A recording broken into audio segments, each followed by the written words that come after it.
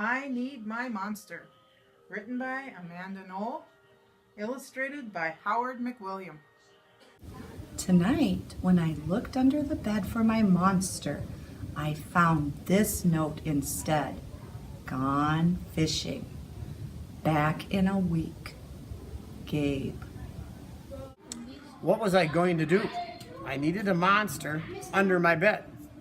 How was I supposed to get to sleep if my monster was gone? I tried to sleep, but it wasn't the same without Gabe. I missed his ragged breathing, his nose whistling, the scrabbling of his uncut claws. Get to sleep without Gabe's family. Scary noises and spooky green ooze. It was no use. Gabe would be gone for a week and I just had to have a monster. I climbed quietly out of bed so my parents wouldn't hear me. Grown-ups have some strange ideas about monsters under beds. I knocked on the floorboards, then scrambled back under my covers. I waited nervously. Would a new monster appear? What would he be like? Would his snorting be as cheerful as Gabe's? When I heard some creaking under my bed, I knew that the substitute monster had arrived. "Good evening," said a low, breathy voice.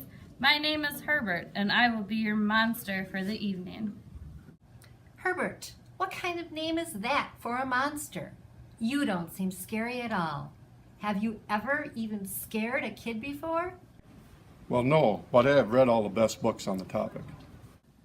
Do you have long teeth and scratchy claws? I asked.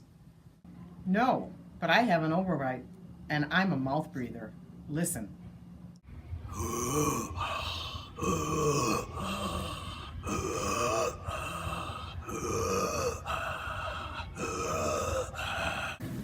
Herbert's panting was kind of scary, but it wasn't enough for me.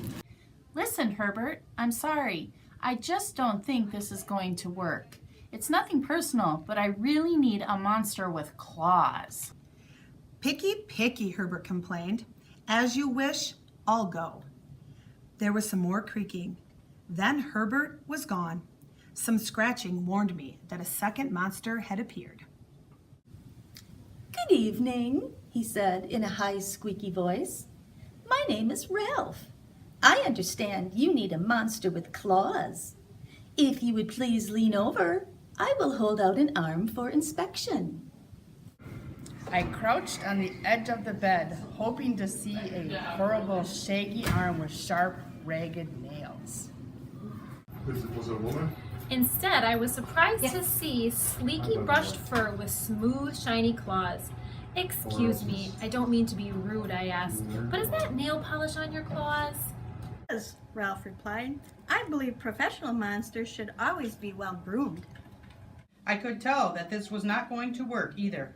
I'm sorry to disappoint you, Ralph, but I need a monster with scary claws. Like Gabe's, I thought. I heard some more scratching, and I knew Ralph was gone. A minute later, a third voice from under the bed rasped, "Check out these claws, kid."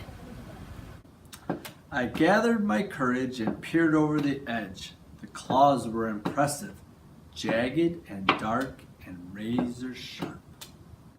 I was a little nervous. "Could you stick out your tail?" I whispered. Sure, but don't get scared. I peeked through my fingers at the slimy tail slithering over the foot of my bed. That's when I noticed the bow. Are you a girl monster? Of course I am, she snapped. I'm Cynthia. Do you have a problem with that? Yeah, I do, I admitted. I definitely need a boy monster. Boy monsters are for boys and girl monsters are for girls. Everyone knows that. Well, aren't you a picky one, she sniffed.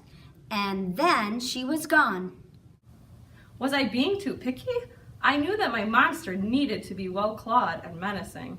The whole point of having a monster, after all, was to keep me in bed, imagining all the scary stuff that could happen if I got out. Then I heard a shuffling noise and some slobbering. A fourth monster was under my bed. Hey, the name's Mac. One look at his claws proved that Mac was a big, scruffy boy monster. I shivered. Maybe this one would work out.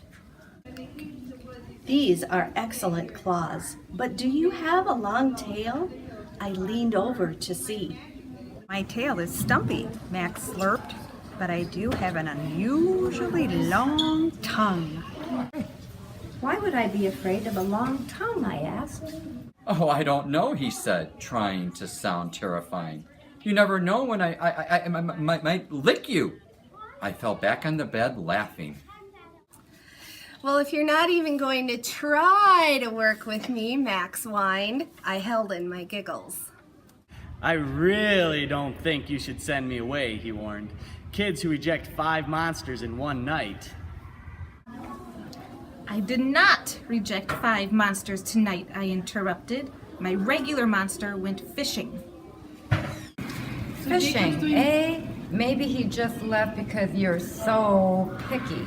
Fine, I'm out of here. But I wouldn't expect another monster tonight if I were you. How was I ever going to get to sleep without my monster? I was surprised to hear more creaking under the bed. Loud creaking with scratching. I thought no more monsters were going to appear tonight, I said. Sorry I'm late, kid. Whew. It was Gabe. I would enjoy fishing, but I didn't, he explained. Those fish scare too easily. No challenge at all.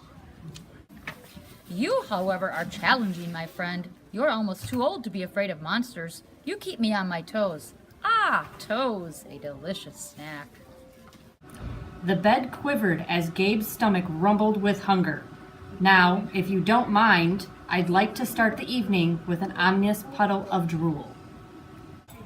I peeked over the edge of the bed. Green ooze spread soundlessly from underneath. Then the bed trembled as Gabe unfurled his spiked tail. He was daring me to guess where he might pop up. I shivered. So you had some substitute monsters tonight, Gabe said, sharpening whole claws on my bedpost. Were you scared? Then Gabe started tapping. I could tell he wanted to know if I still needed him. No other monster can scare me like you, I giggled, diving under my covers and pulling them up tight. Through the blanket, I heard Gabe's soft, comforting snorts. I knew it. We were made for each other, he growled. When my blanket started to slip off the bed, I knew Gabe was ready to eat. Now, if you could please stick out your foot, he said, I'd like to nibble your pinky. I yanked my blanket back up and scrunched my feet in so Gabe couldn't get them. No toes tonight, but you can have this, I offered, pushing a pillow off of the bed. I didn't even hear it hit the floor. Gabe was back. The ooze was perfect. Everything was back to normal. I shivered again.